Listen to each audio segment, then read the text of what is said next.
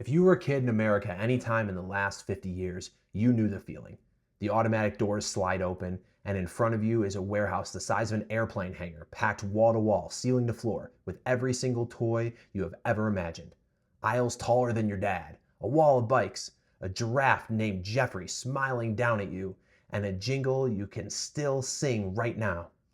I don't want to grow up, I'm a Toys R Us kid. For a kid, that store wasn't a store. It was the closest thing to heaven with a parking lot. And then, in a single year, all of it was gone.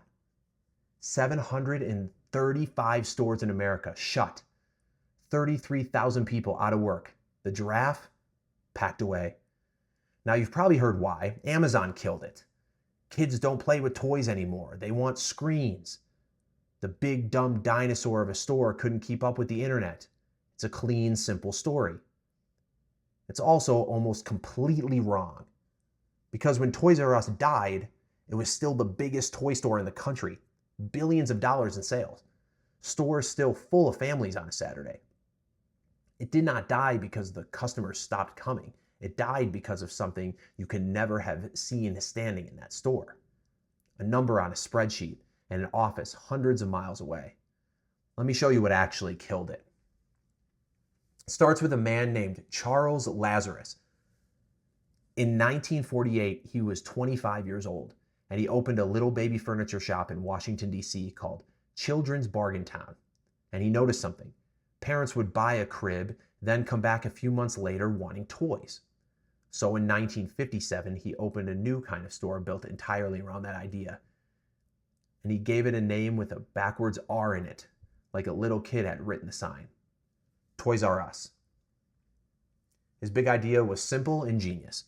A supermarket of toys. A store so enormous, so completely stuffed with everything a child could dream of, that going there became an event. It worked beyond anyone's imagination.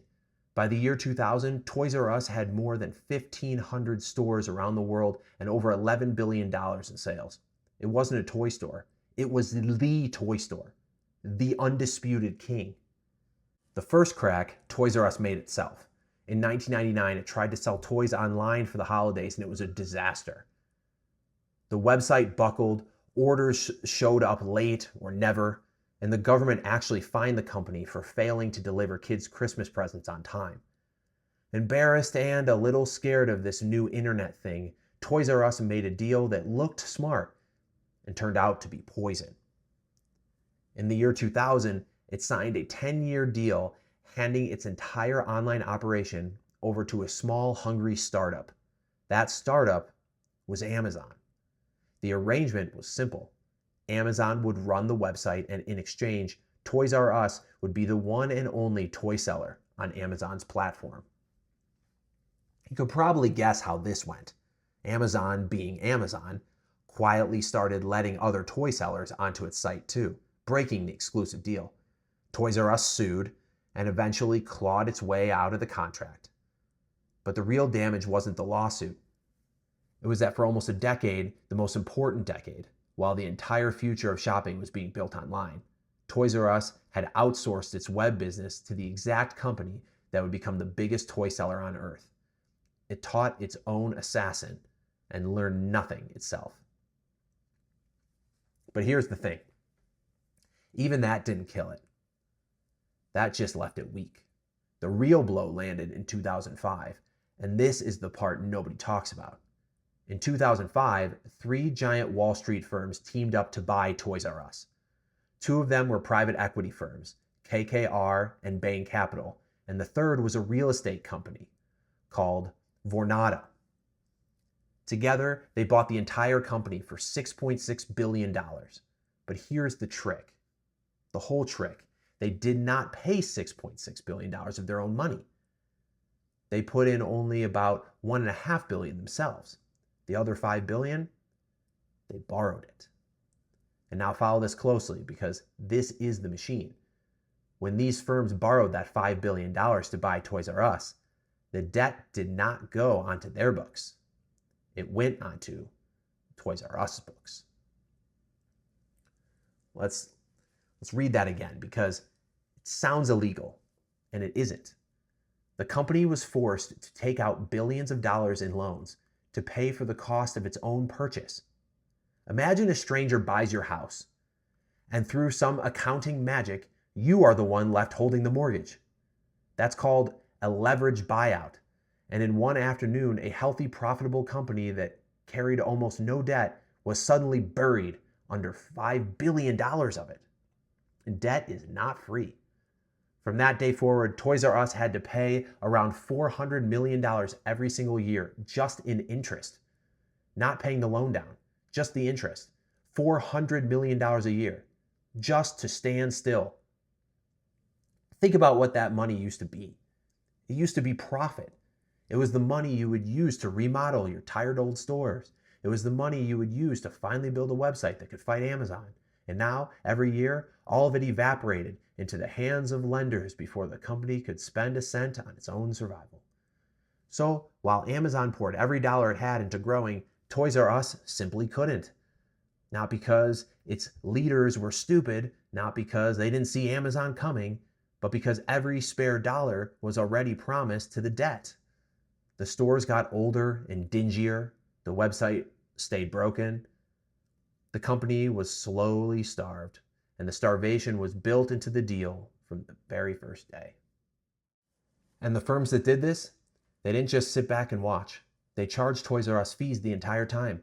Over the years they owned it, KKR, Bain, and Vornado collected an estimated $464 million in fees and interest out of the company they were quietly drowning. They got paid on the way in, and they got paid on the way down. For 12 years, Toys R Us limped forward, just barely earning enough each year to feed the monstrous interest payment. A company in that position only needs one bad year to fall over, and that year came in 2017. A weak holiday season, and suddenly Toys R Us couldn't make its payments. In September 2017, it filed for bankruptcy. It tried to reorganize to find a way out, but the hole was simply too deep to climb out of. And so, in March of 2018, Toys R Us gave up and announced it would liquidate. Every single one of its 735 American stores closed. 33,000 employees gone. And at first, those workers were told they would receive no severance at all, nothing. The Wall Street firms had already collected their hundreds of millions, and the people who had actually stocked the shelves and rung up the toys got a last paycheck and a locked door. It was only after those laid-off workers organized and fought loudly and publicly that the firms grudgingly set up a small $20 million hardship fund, a sliver of what they'd taken out. And then comes the detail that just breaks your heart. 1 week after the announcement that Toys R Us would be torn down, Charles Lazarus died. The man who started it all with a little baby furniture shop 70 years earlier. The man who built the supermarket of toys, who created a place where being a kid felt absolutely limitless. He lived just long enough to watch his entire life's work get dismantled. Not by Amazon, not by the changing times, but on a spreadsheet, by people who had probably never once walked his stores on a Saturday morning. He was 94 years old. So what actually happened to Toys R Us? Not the story you were told.